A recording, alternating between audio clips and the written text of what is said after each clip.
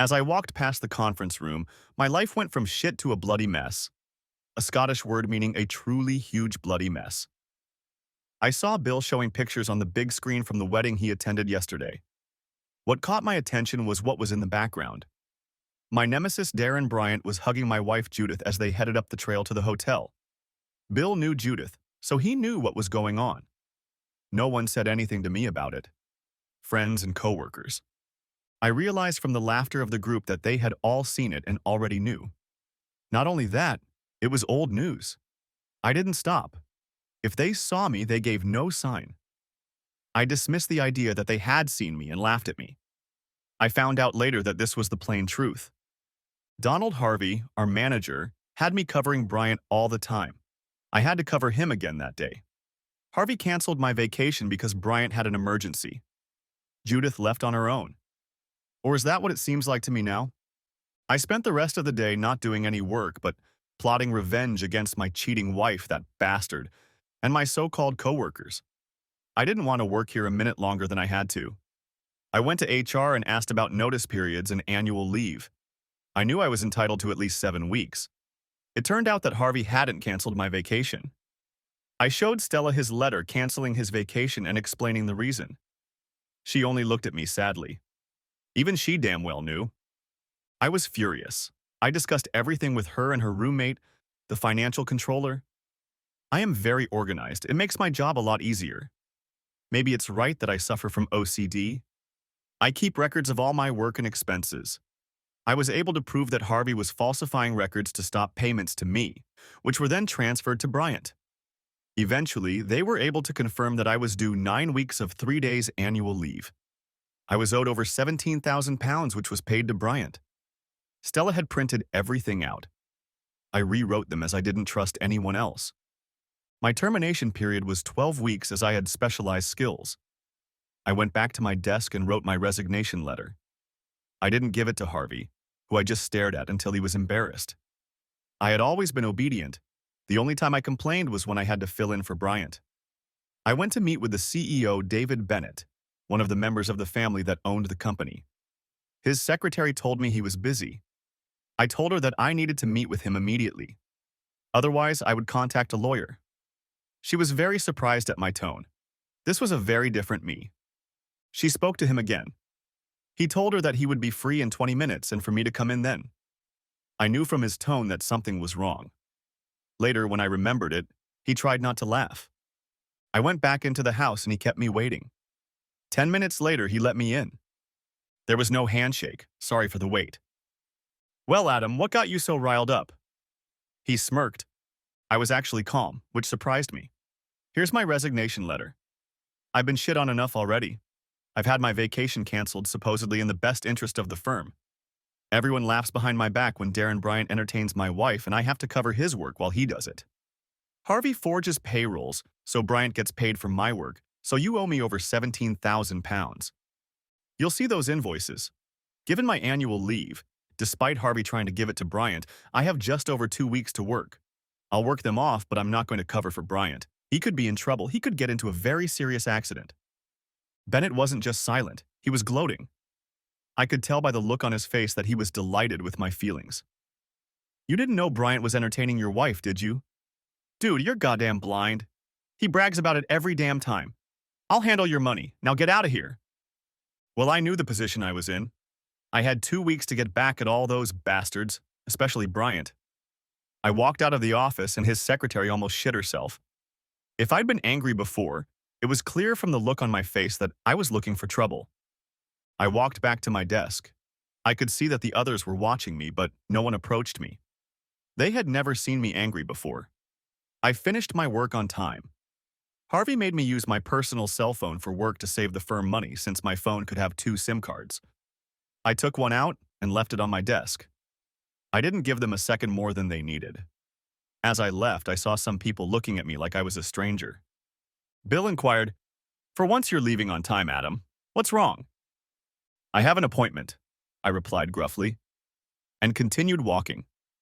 It was late Thursday night. Even the banks were open.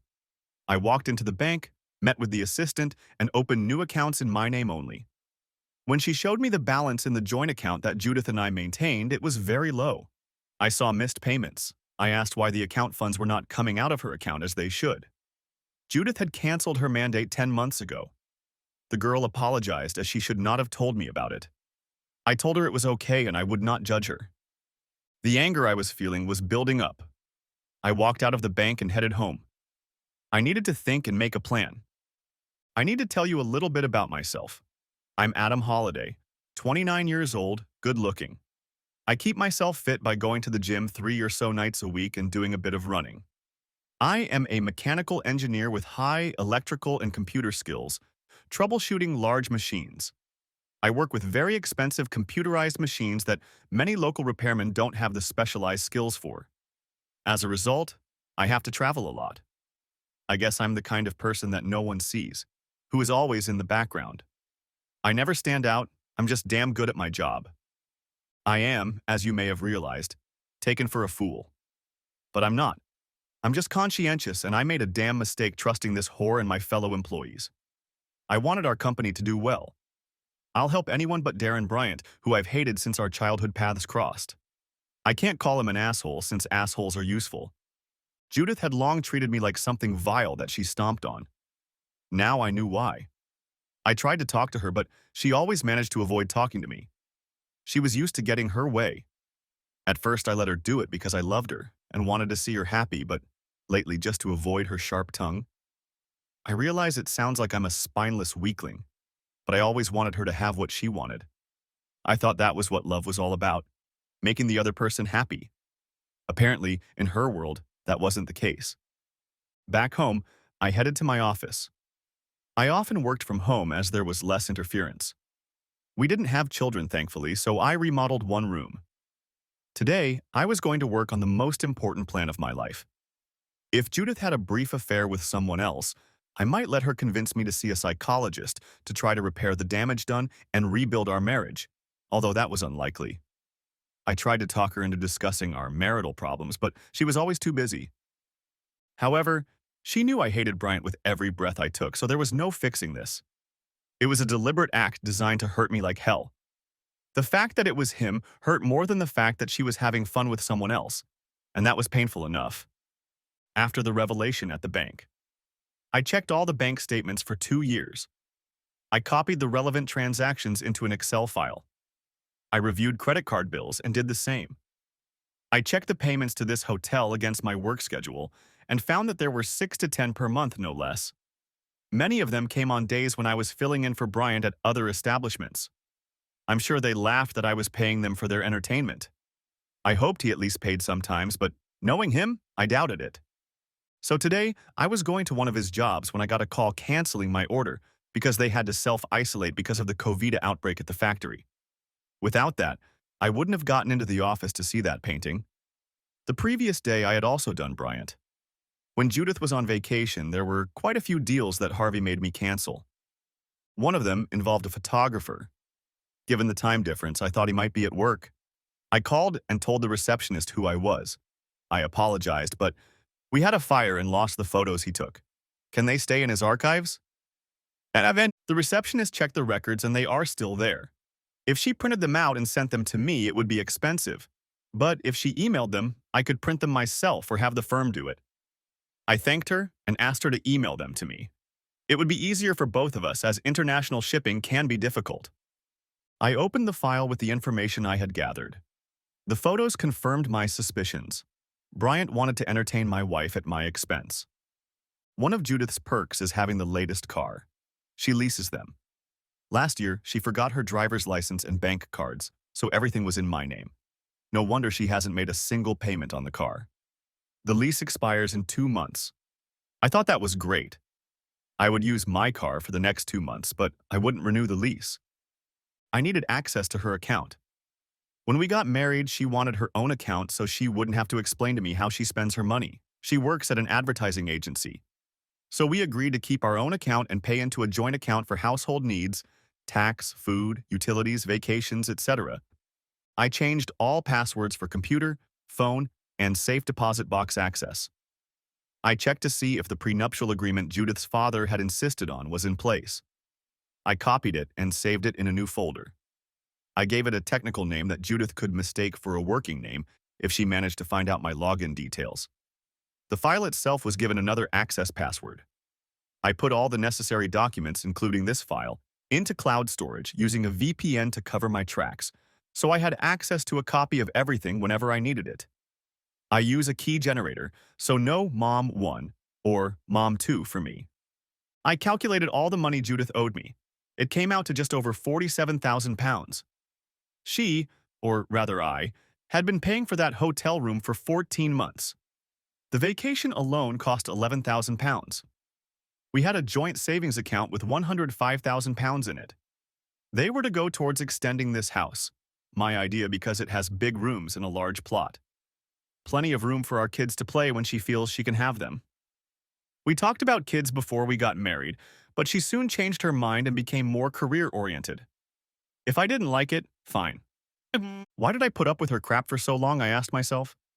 She wanted to buy a rabbit hole in a posh neighborhood. I refused, which annoyed the hell out of her. It was probably one of the few times I stepped on her foot. So the house fund went unused. She didn't replenish it for a year either. I added £6,000. Now looking at her wishes, it's fair to say that if we moved, her name would be put on the property. My house would have paid for most of the costs. She could claim a share in this new house when we divorced. A lucky escape.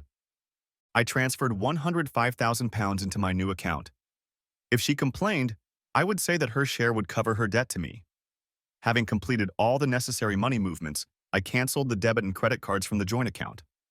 I realize now that I should have paid attention to the accounts, but Judith did all of this. Why the hell did I trust her, especially considering the way she treats me?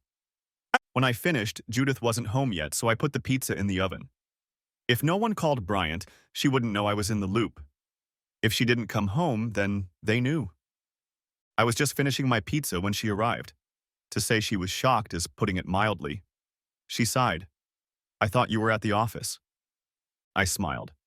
I had an appointment and I left my phone there, no big deal. She relaxed. I've already eaten, I'm going to take a shower. And almost jogged towards our room. I guessed why. I waited until I heard the sound of a shower. When she entered the room, she threw her purse on the table as usual. I opened it and pulled out my wallet and cell phone. I logged into the computer under her account. I used her bank card to use the card reader to access her accounts. She had the ones I knew about as well as 2 accounts that each held over £100,000. I copied all these accounts into my file. I downloaded the contents of her email. I opened her phone. She used the same PIN code on all her devices and sent copies of messages and calls to my file in the same way.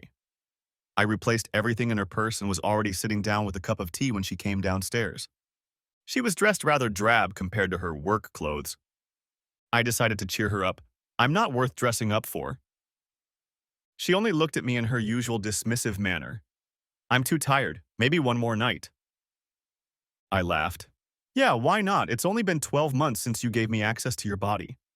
I think it's time for us to get a divorce, or I can get your marriage annulled since you're still a virgin. She stared at me, trying to figure out what was behind my words. She wasn't happy. And I didn't care. I continued. Bill was showing pictures from last night's wedding in the office when I walked in. She looked at me. I didn't think you'd be interested. I didn't think I would. Is this Marion's 3rd wedding already? Maybe this time she'll keep her legs shut for someone other than the tough guy who married her? She gave me a hard look. What a nasty thing to say. I've never heard you talk about anyone like that before. I added, I heard she was up to some mischief at her bachelorette party. And you went and blabbed. She got angry. You don't need to listen to gossip. Everything went off without incident. I let loose another arrow. Gossip at the water cooler says different. I hope she and the other contestants were tested for STDs. Judith left for the bedroom, slamming the door behind her. I've hit a nerve, I thought. I went back to my office and researched the divorce laws. The good news was that I owned the house before I got married, so she had no rights to it. Usually, property is divided 50-50ths unless there are children. This was good since her 2 main accounts were in my favor. Alimony could be awarded if one spouse earned more than the other. The prenuptial agreement spelled out changes to the standard agreement based on adultery. No alimony was awarded to the innocent party. No claim to other property, such as an automobile. All expenses were placed on the adulterer. I was glad her father insisted on this. I knew I needed more evidence since Judith, Bennett, and Bryant would deny everything. In the morning, I called my old friend Danny, a local plumber. He often worked at this hotel. When we met in the pub, his stories about the things he retrieved from the toilets amused everyone. I went to sleep in the guest room. I wasn't going to give the ice maiden any chance to melt. The next morning, I went to work, and my own work at that. I guessed from Judith's "I thought you were at the office" comment that my phone was tapped. I checked my SIM card but found no tracker on it.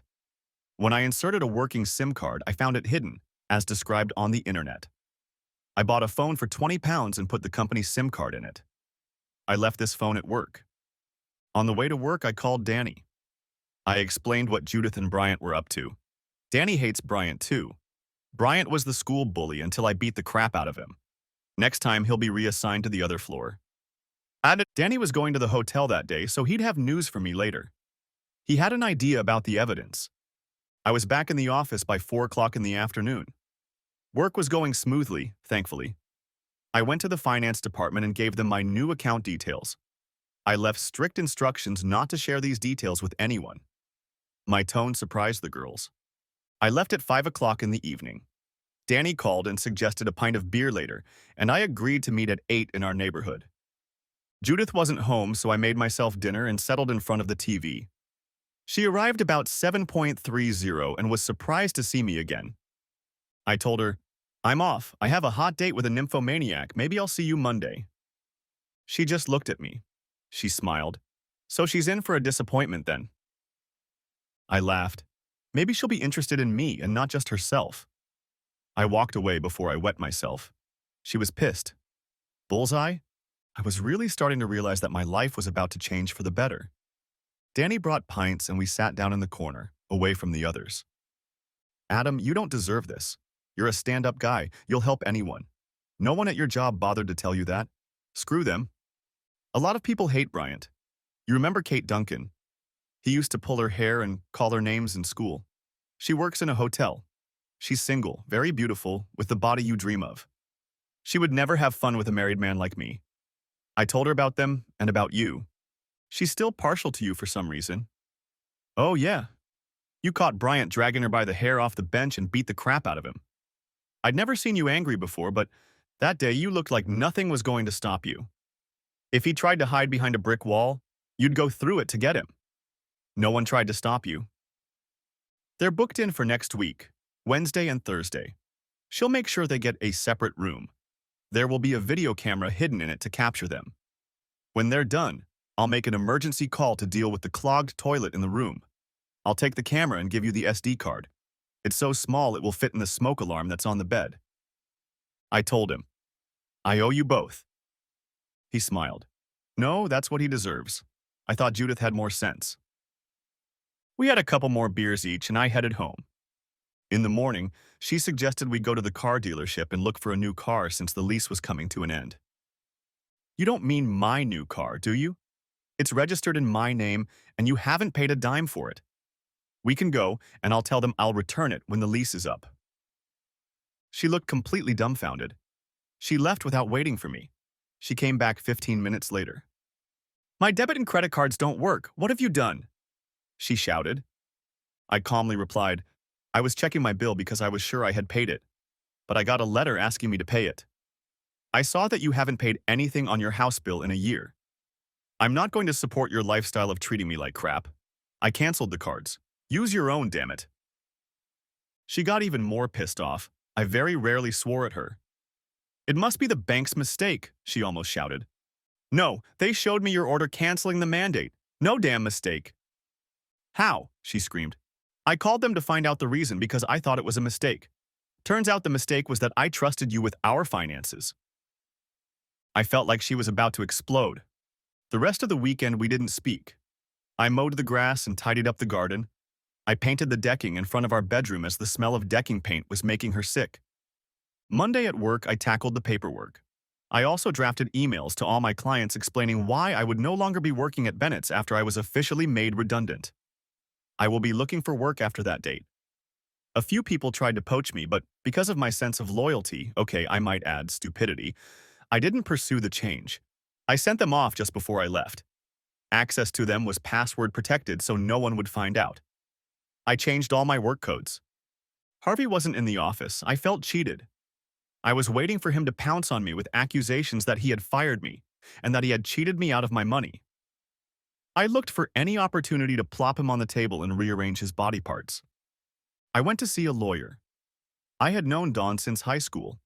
I explained the circumstances. I needed a new will. If anything happened to me, I didn't want anything to go to Judith.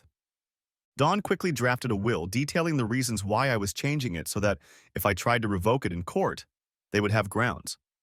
The house I was going to leave to my nephew and niece, my sister's children. This would really annoy Judith as my sister hates her to the core. They have a small house, so this would allow them to move into it, but the title would remain with the children. I don't like her husband. Judith was legally entitled to a percentage of the cash before the divorce, but Dawn showed me how to reduce the amount classified as cash. When we were done with the details, she had her secretary type it all up. If I came in later in the afternoon, I could sign the document and it would be witnessed and notarized. I did so and the document was duly signed. Dawn started talking about the divorce. I told her what I thought and she said she would help me at friendly rates. She hated Bryant too. I don't think anyone at school had a kind word to say about him. I admit I would have gone to his funeral, but only to help load him into the crematorium oven. If he had been buried, I would have danced on his grave and peed on it. I talked about everything that had happened at Bennett's, the holiday, and the hotel. I hoped to get the videotape this week, and when I did, I'd kick that whore out. I told her about the contents of Judith's cell phone. The messages between her and Bryant talked about the fun they were planning and how I'm a cuckold and a loser. Judith was just as bad at humiliating me as he was. From the emails, it appeared that Harvey, Bennett, and Bryant had made up the story so Bryant could go on vacation with Judith at my expense. They all had a damn good laugh about it. Dawn told me to email everything to her. She'll get the divorce papers ready. She'll also prepare the papers to sue Bennett and company for various illegal hiring practices. She will know who to give them to Judith, either at our house or at her place of employment. I laughed. Dawn looked at me. If their date on Wednesday is videotaped, can we file it when they leave the room on Thursday? Dawn laughed. I didn't realize you had such a vindictive streak in you. That's great. Danny and Kate set up the camera. It captured them. Kate uploaded content for Danny, who emailed it to me. Kate set up the camera on the second try. Dawn filed court papers on Thursday morning and received the court document later that morning. She asked for it as a favor. Bryant didn't seem to like it anywhere. As they were leaving the hotel room in the afternoon, a sheriff's officer handed Judith the papers. She screamed and cried, "Who cares, not me?" At Dawn's direction, he removed the house and car keys from her keychain. I left work early that day. I packed all her clothes in black garbage bags and left them by the front door for her to pick up. I left her wedding ring, since it was a family heirloom, and the damn expensive diamond earrings, bracelet, and necklace that she just had to take with her on her honeymoon. I enclosed all her paperwork. Hey there! The house phone rang and her parents' number popped up on the screen. I answered it. Her father yelled into the receiver, "What the hell is your problem?" when I hung up. He called again and started the same thing. I hung up again. 6 times we did this dance until her sister Janine called. She at least tried to speak. "Adam, can you tell us what happened? Judith is confused. We can't understand what she's saying. She said something about a divorce. What happened?" I took a slow breath. "Janine, Judith has been treating me like crap for at least a year. Nothing I did was right. Turns out that for the last 14 or 15 months, she's been having an affair with freaking Darren Bryant. I just found out about it. There's a lot more, but we're done. You can come and get her stuff. The door locks have already been changed. I will enforce the prenup your father wanted to make to protect his whore." When I said that, you could hear him yelling at me. I hung up the phone. An hour later, Janine arrived on her own. She brought their big car. I helped her put all the stuff in it. She asked questions and I explained things to her. She shook her head. She was always a stupid, selfish cow. She had a great boyfriend and she left him for a lowlife like Bryant. He's not fit to tie your shoelaces. I feel so sorry for you. After they left the hotel, Danny took the video camera, so we had 2 days of evidence. He gave me the video camera at Dawn's request. I picked up the car from the hotel parking lot and went to bed. Tomorrow at work would be interesting. Before entering the main office, I went to the kitchen and put some chocolates in a box. Lots of pretty chocolates. This office has a lot of sweet tooth. Too bad I changed the contents. They were laxative chocolates, very explosive. I poured a powder containing pepper on the toilet seats. I turned on the toilet paper and paper towel dispensers. I walked into the office and it was obvious that everyone was aware of what had happened the day before. They seemed shocked that I could have done something like that. They had talked about it, but not about Bryant entertaining my wife with me. I opened my email and sent emails to my clients and then deleted the entry. I expected today to be my last day. Using a program, I cleared the computer's free space of anything that could still be recovered. Bennett walked out of his office with Harvey and Bryant. Everyone was furious. Bennett was yelling, "Why couldn't you leave it alone, you cuckold? You're a goddamn loser. Why get a divorce? No one wants a loser like you." Bryant smirked. "Why did you call your divorce adultery? You just admitted to the world that you were a cuckold. She needed a real man." I laughed. That made him even angrier. He continued, "You could have just said irreconcilable differences. It doesn't change anything."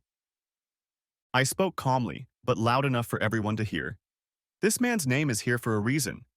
Every place he works will be watching him. Every woman he looks at will know he will be entertaining them.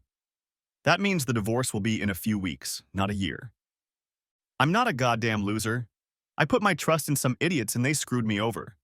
Rest assured, I'll get mine back. There's always tomorrow. You're just bastards." Bennett shouted, "You can get out. Don't expect any references or the money you say you're owed." I held out the letter from Dawn to him. I had a small video camera with me that filmed them, so I had proof that he had gotten it. I spoke to them slowly, but loud enough for everyone to hear. "This is a complaint of workplace bullying related to Bryant's prostitution. I have all of your emails, messages, in which you arranged for him to take my place at that party." I turned to the audience. "Everything you knew, and no one had the decency to tell me about it. Don't you ever bloody try to talk to me again. You are the lowest scum on earth. This place is a cesspool. How many of your kind are covered by the wives or husbands of other so-called friends and coworkers?" I could see that some of those words hit the mark. I'd hate to get a reference from here. When this comes up in court, who's going to use Bennett? I looked Bryant in the eye and smiled my best evil grin. "Until we meet again, you little jerk." He pouted in his pants. I stepped back. The rage on Bennett's face was absolutely adorable. I almost expected to hear him collapse to the floor with a severe stroke, not fatal, but hopefully enough to ruin the rest of his miserable goddamn life. Unfortunately, that didn't happen. I headed home. There were several calls on the answering machine. Janine was asking if I was okay and if Judith wanted to see me. One from her mom, "Judith is so upset. Can we make up?" I called Janine. "I don't want to talk to that slut. We'll never be together. She can have fun with Bryant and whoever she wants. I'm free of her." Janine understood. I decided to take a vacation and drove across the country in my car. It was actually not a bad car, comfortable and roomy. After 3 weeks, I returned to my house. A neighbor saw me pulling up and turned to me. "Adam, some people tried to take over your house. I called the police. They took them away. The cops left their details so you can contact them." I thanked him. I called the police and spoke to one of the officers. It was Judith's father and brother. They had come because Judith wanted to take the engagement ring and diamond set that she said belonged to her. They did not try to break down the door, so they were advised to contact a real estate attorney. I thanked the officer. I was happy the bitch was off the hook. 6 weeks later, I was in court for a divorce hearing. Sitting in the press box was Dawn's sister Avril, a reporter for the local newspaper. This was going to be fun. Judith's attorney began by stating that his client did not want a divorce, that she had only lost her way a couple of times and was very sorry for the pain she had caused. She would like the court to order counseling so we can get over her recklessness. If the court feels it cannot do this, her husband will withdraw £105,000 from their joint account. She was due half that amount.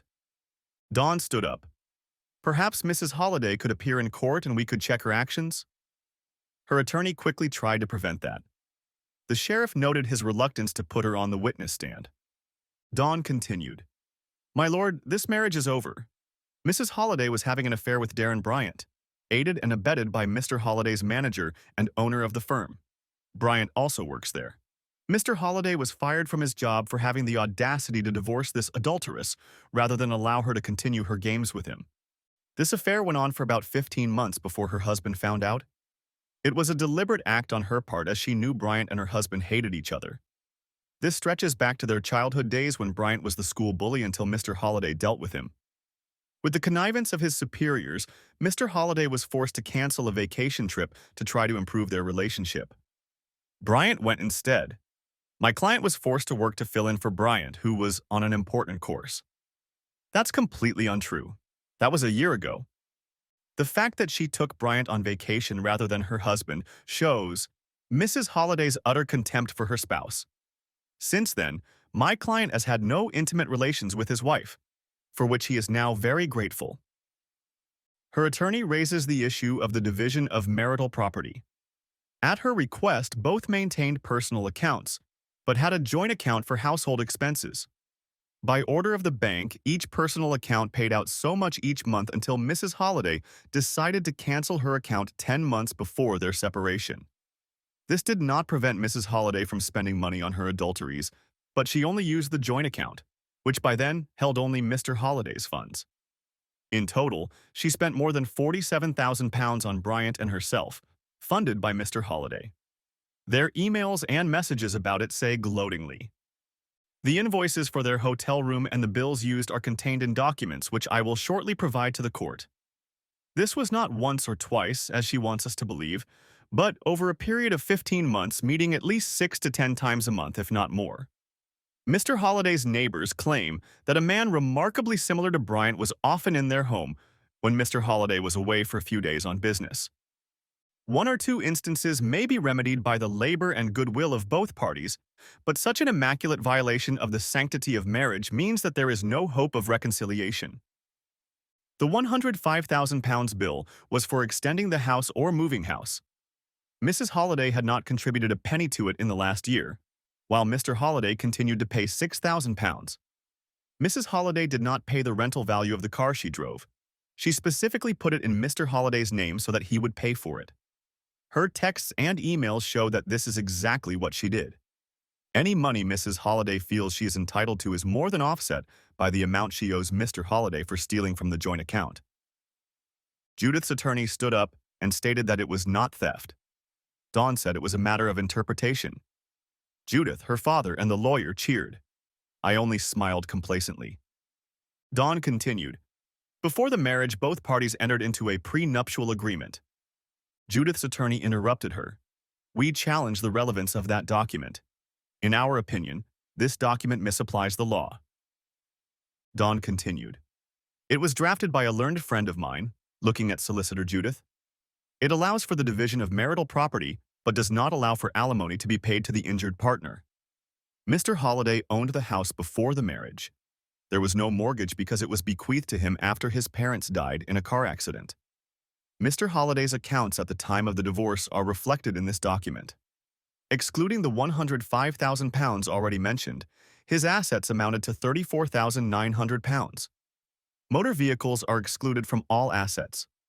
Our investigation into Mrs. Holliday's financial situation revealed that she was aware of assets worth £53,400 after the marriage. Mr. Holliday was aware of these accounts. We discovered that she had 2 other accounts. Judith's sigh made everyone look at her. She looked at me, but I only held back a smug smile. She looked really pissed off. Dawn continued. At the time of the separation, Mrs. Holliday had £217,674 in those 2 accounts. I have recorded this in the documents I will present to the court. I ask that the property be divided in the usual way. Mr. Holliday, although unfairly dismissed for standing up for himself, does not claim any alimony. According to the prenuptial agreement, the adulterer pays all expenses, so I will send my account to my learned friend later today for settlement in the usual way within 7 days. Judith's lawyer stood up. My lord, I dispute the amount Mr. Holliday is demanding.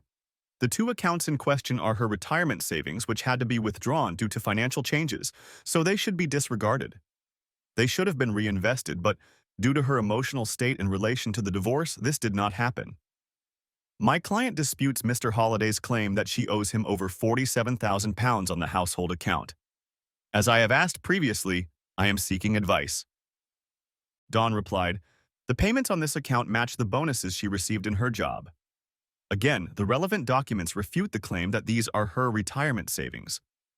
The sheriff retired for lunch, but not before asking Judith's attorney to speak with his client to confirm the truth or untruthfulness of the statements made in court this morning.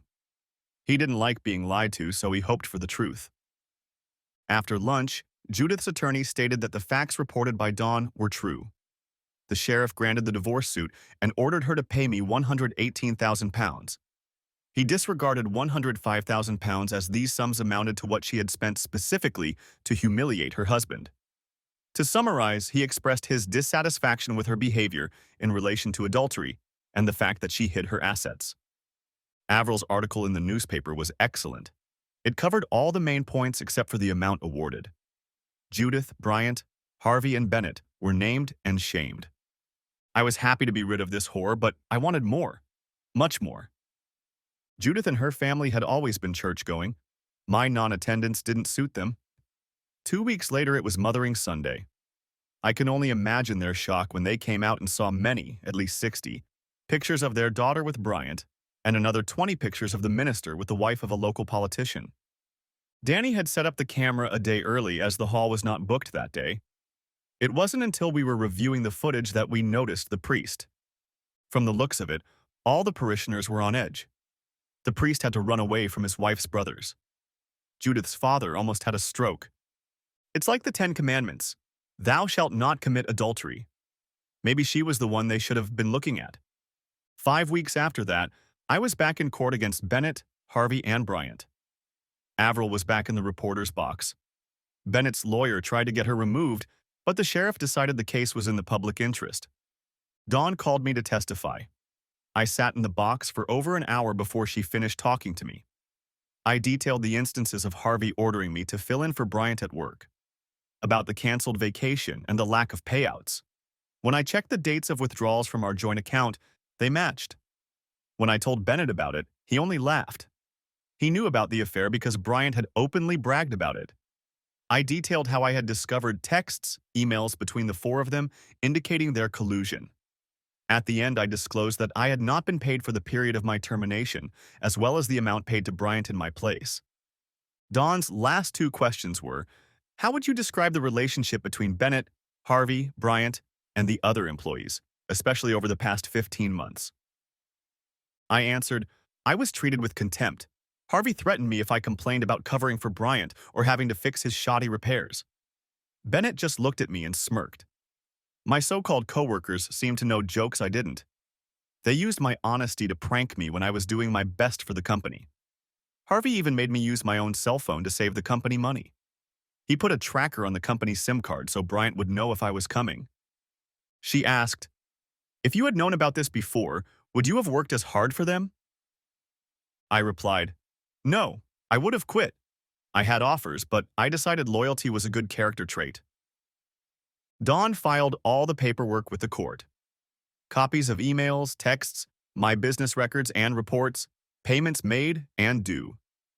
Bennett's attorney tried to argue that I made up all the facts about non-payment, bullying, and more. I keep exemplary records and he was unsuccessful. The attorney began his defense by stating that his client had not been served with the documents on that Friday that the court had already reviewed. They were not served on him until much later, so he had not had time to review all of the charges against him. I figured he was trying to make up for the fact that he hadn't been able to get anything from me. Dawn stood up and turned on the tape of me handing Bennett the papers, complete with time and date. The lawyer was angry at Bennett for misleading him. He asked for a continuance so he could talk to him. The sheriff gave him 20 minutes. Upon his return, the lawyer called Bennett to testify. He accused me of being underpaid due to an oversight because of problems with firing customers. He notified the finance department to have me paid immediately.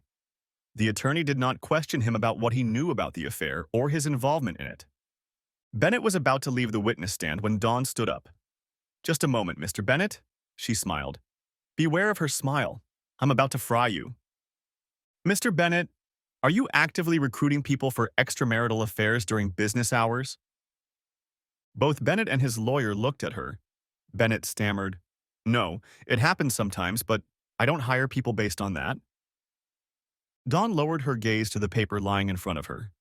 Mr. Harvey, fired from previous employment for false reporting and adultery with secretary. Mr. Bryant, fired from previous employment. Mr. Carter, previously fired for adultery with 3 women at his workplace.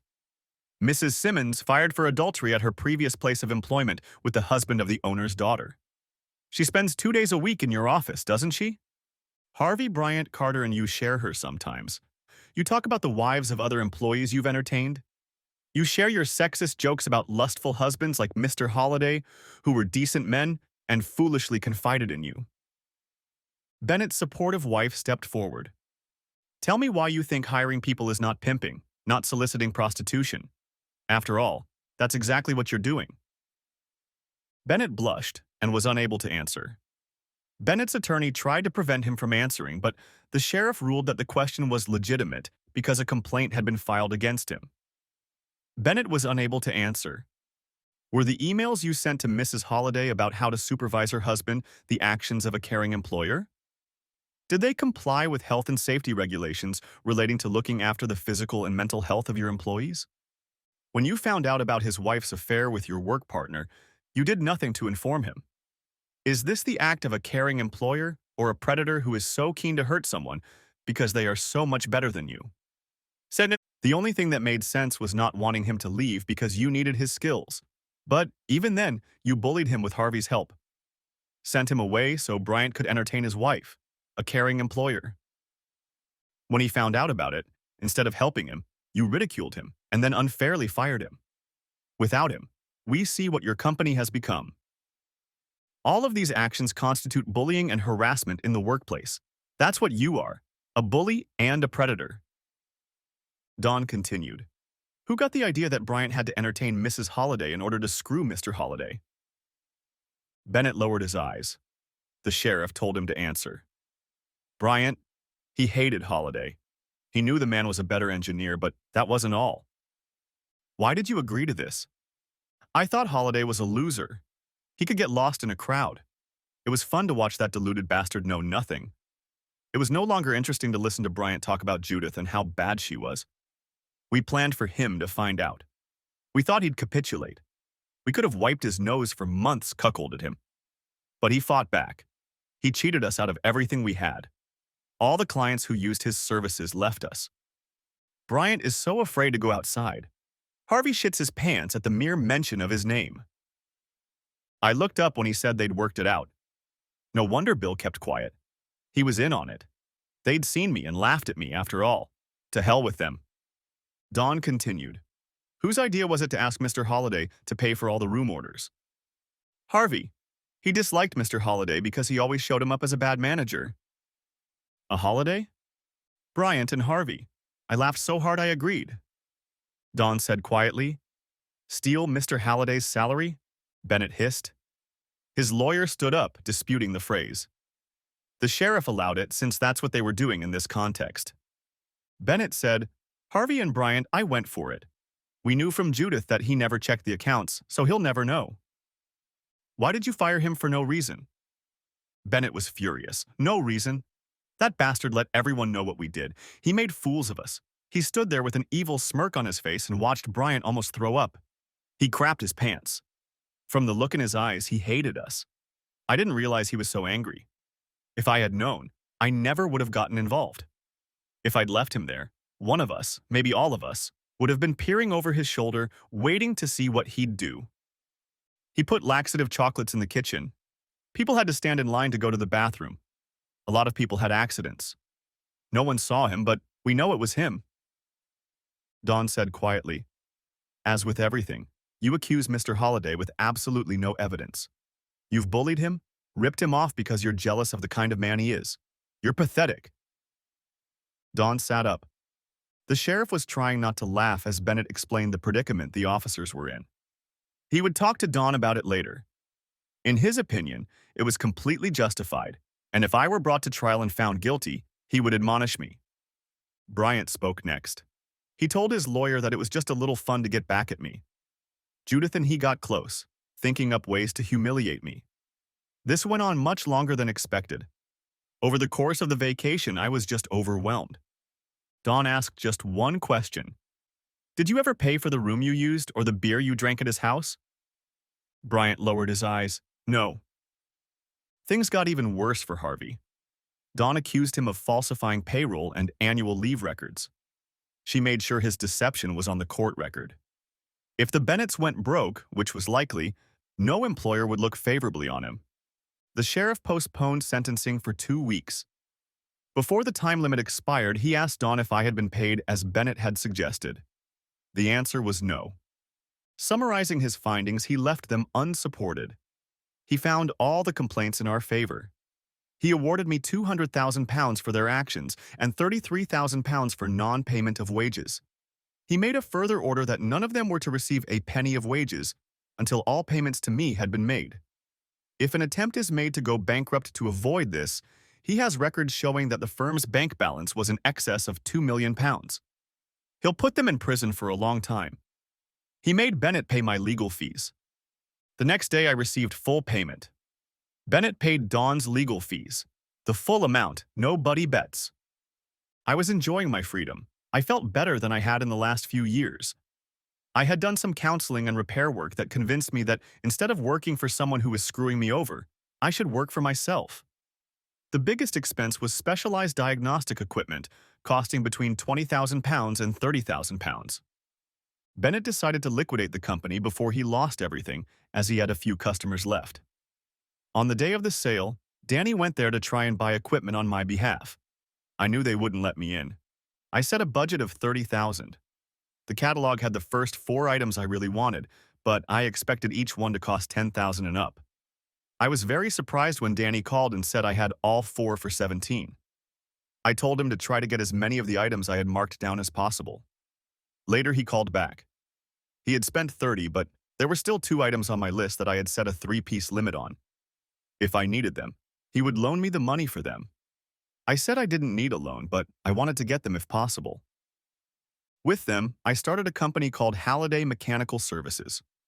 I leased the van because the cost was about the same as when I bought it, but I didn't expect to get a good price in the future. I contacted my former customers and soon found myself very busy.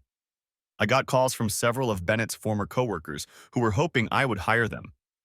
Not a chance. One afternoon, I found myself driving home near the hotel Judith and Bryant were using. I bought Danny a few beers, but did nothing for Kate. I called and was pleased to find her working at reception. She smiled at me. "What can I do for you, sir?" She was gorgeous.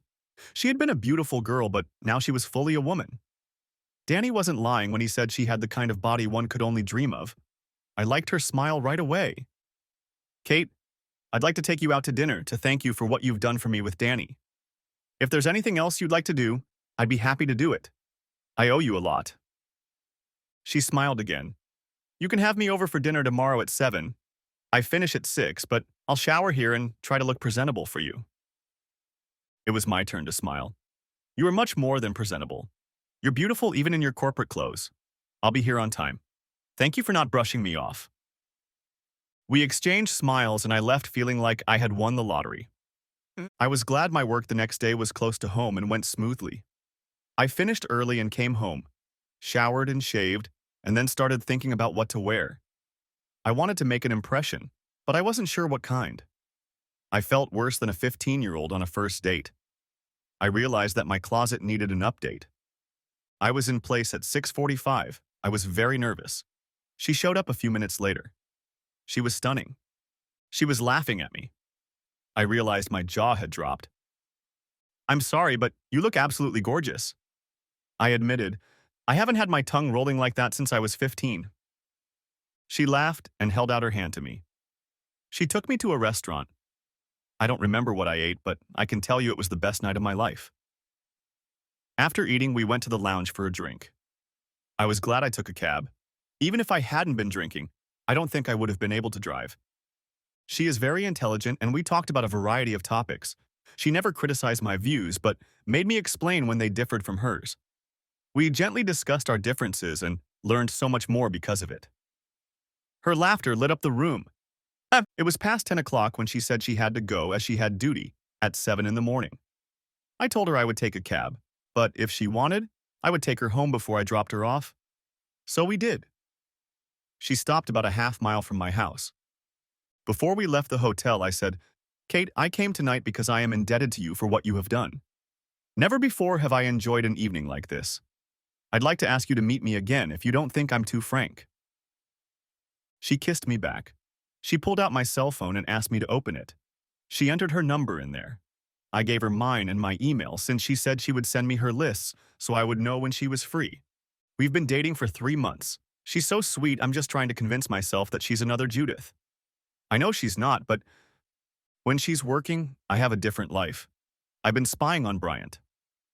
Gradually, it got easier for him to go out. He stopped when Harvey got a good beating. I was suspected, but I had an alibi since I worked in a factory 100 miles away and had a few other people with me. Bennett was a lot easier.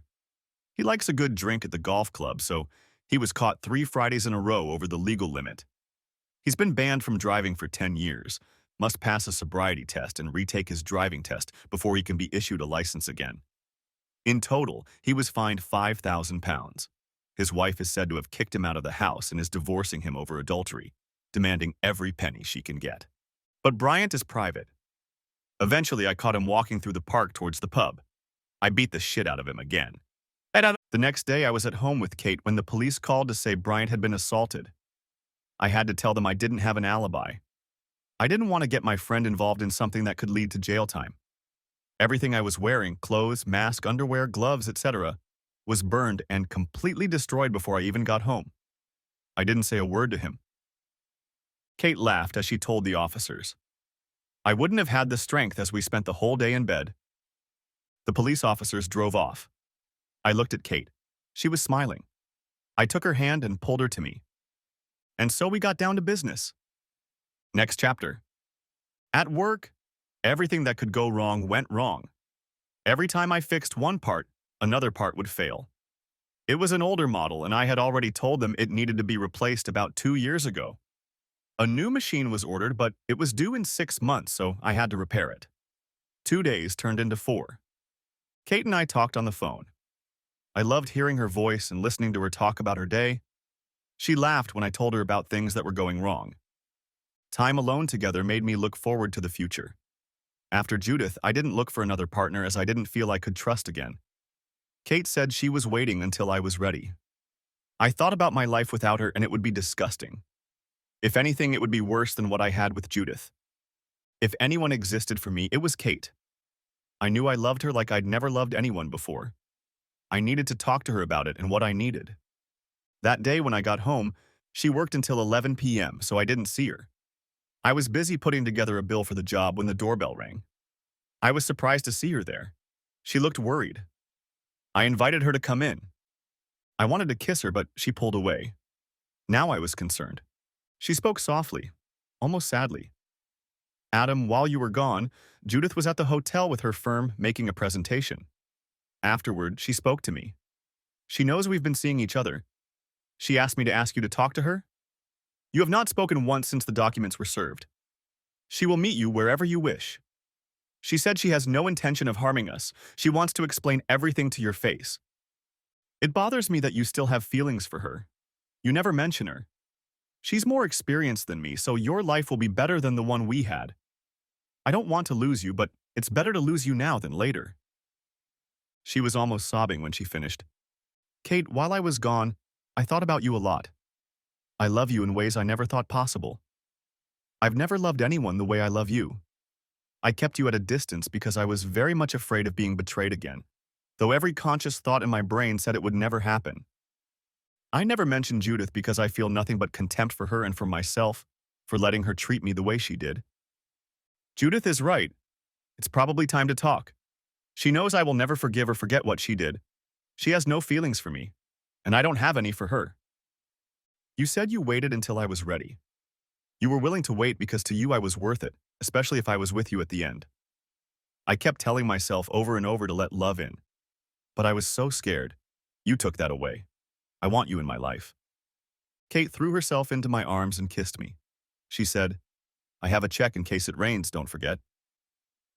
A week later, I was talking to Judith in the little bar that nestled between us. She looked like she had lost a little weight and confidence. We ordered coffee. She started. Adam, thank you for agreeing to meet me. I can see that Kate is doing good for you.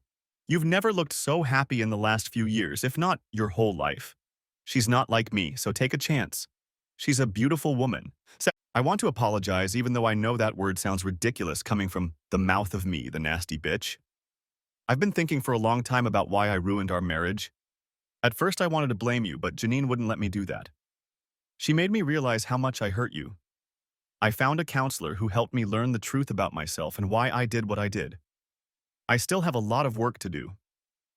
I could go on for weeks telling you about this, but I'll be brief. I've always been an egotistical narcissist. I like to think I was better than others. When I met you, I saw a caring, loving person who was completely unaware of the impact he had on others. Because of your character, you could get any woman you wanted. You're so conscientious about everything you do. I fell in love with this man, a feeling I had never experienced before. You loved me, and because of that love, you would give me anything I wanted if you could. A diamond on our honeymoon, even if it meant we couldn't afford the tour you really wanted. Over time, I began to see your attempts to please me not as love, but as a sign of weakness.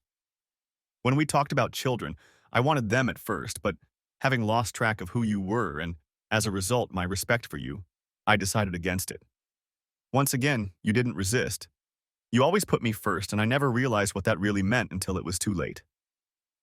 When Bryant and I met at an event, it was a fascinating conversation with your mortal enemy. I told him too much, and we met several times talking mostly about you. He picked up on my disrespect for you. A few weeks later, he seduced me, even though I didn't resist. But you would have 100 points and he would have one. I kept coming back just for the thrill of doing it behind your back. My conscience plagued me, but I took my self-loathing out on you. I made your life a living hell. In fact, hell would have been a better option. The need to humiliate you only grew. I still can't understand why it crossed my mind. How could you humiliate yourself if you didn't know? Why was I treating you like that? I was just shocked when Bryant talked about coming to this celebration instead of you. I knew this holiday was supposed to try to fix us, but once again, excitement and stupidity took over. Harvey and Bennett were in on it. I didn't realize until that moment that Bryant was telling them everything. I was tormented by my conscience and became an ice maiden, rejecting your attempts to make love because I didn't want to experience love. I was so disgusted with myself. I knew you didn't deserve the way I treated you.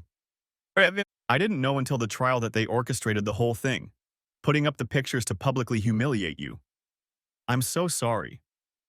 Those 2 days with Bryant should have been the last of my life. If I had known what you already knew, I never would have gone through with it. Listening to Dawn about the divorce and the case against Bennett made me feel so guilty. A lot of shit came down on you because of my stupidity, and you didn't deserve any of it.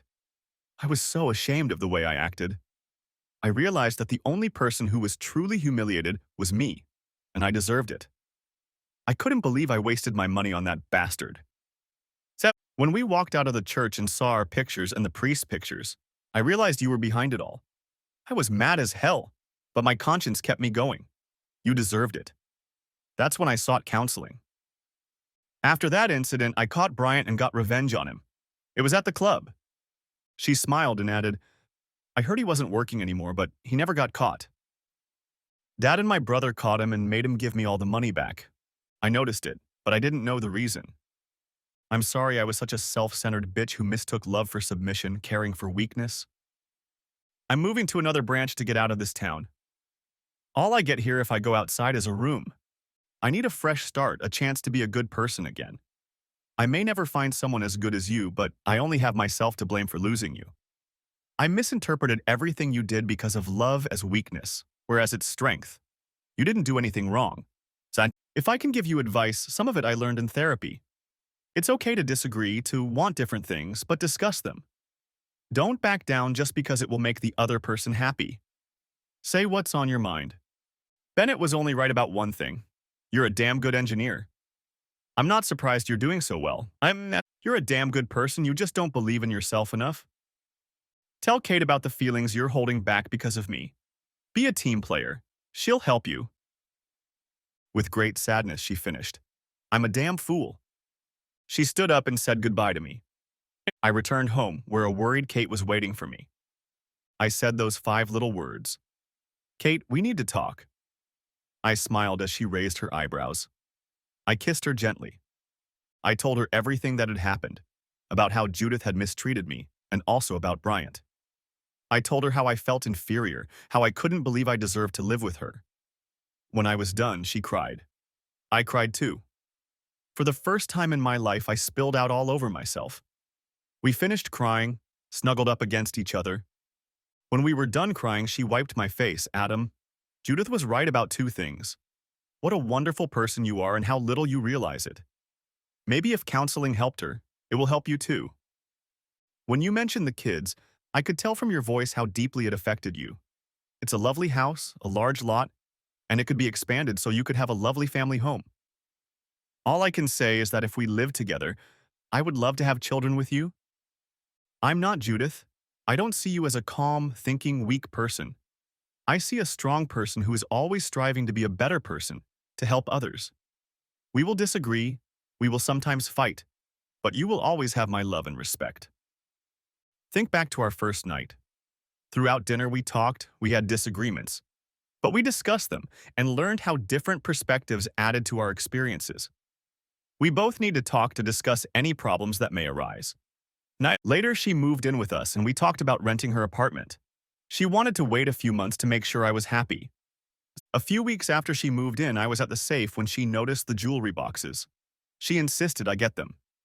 I opened the big one with the diamonds and told her the whole story, including the fact that I didn't get to go on a tour I really wanted to go on.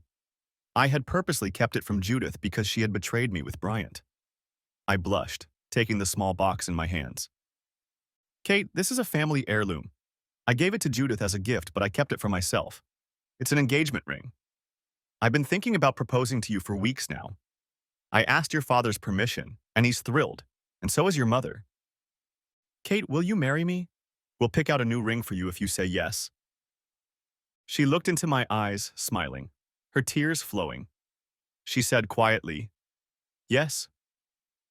Then she opened a small box. This ring is very beautiful. I will wear it with pride.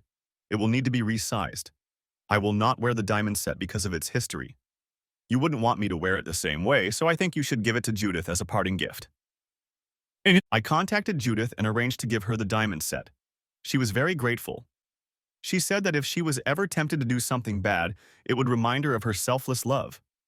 I attended several counseling sessions and Kate went with me. They helped me a lot, although not as much as her love. It turned out that Kate really did love me. I was so happy that many people remarked on it. My business grew every day. I took on 3 more engineers whom I thoroughly vetted. They were not only excellent engineers, but also reliable, faithful, and in a strong marriage. They wouldn't mess around or put up with a coworker who cheated on the other. Kate did most of the office work for me when her shifts allowed, but as my business grew, it became more and more her job. We discussed options. She worked for me full-time, hired office staff. She loved her job at the hotel. It was multidisciplinary. She was often out in front, but she worked hard behind the scenes as well. She had all the skills she needed to work in my office, but if we had children, we would be looking for someone else. So I took over the office, hiring an assistant who could do most of the administrative work. Kate handled a lot of the accounts, which she said didn't take much time because I was so organized. Kate and I got married in a small wedding. Danny was my best man. Her sister Jacqueline was my maid of honor. Her parents were very happy to see us both so happy. They always treated me like the son they never had. I couldn't have wished for better relatives. Kate made me go on my honeymoon. She organized it especially for me. It included an excursion I wanted to take on my first honeymoon. We both enjoyed the tour of ancient sites, although I was more into history than she was. I had to be patient as she loves roller coasters, and the next week I rode many with her as we visited several theme parks. As I was driving back to the hotel, she casually let slip that she was a commando. At least I think it was accidental. We had to hurriedly get ready for most meals as we explored each other as soon as we entered the hotel room. A couple months later, her parents were even happier. They had their first grandchild. Kate and I moved into her apartment while the builders renovated and expanded our home. The work was finished a month before our first child, Gordon, was born. He was followed by a sister, Jennifer, and then another boy, John. 11 years later, I have 12 engineers and half a dozen office staff. Cheryl still makes sure we don't have a bad secretarial day. If we are overworked, she leaves my office. Since the firm is small, I know that her husband and I won't do anything that could ruin their relationship with the staff. I still vet new employees thoroughly. I won't hire anyone who plays games with me. As for Judith, I saw her a couple times when she came to visit her parents. She's doing well professionally, but she's still single. One day, Kate spotted her at a local restaurant with Janine. She had a very sad and envious look on her face. Kate, our kids, and I were there to eat, and the kids were having fun in the little play park. I was swinging their swings and catching Jennifer on the parachute. As we left, we said hello. Judith's adultery turned out to be the best thing that ever happened to me as it led me to Kate. Her love and support means everything to me. I've never been happier. The end. Thanks for watching. Hope you enjoyed. Subscribe to my channel and watch for the next video.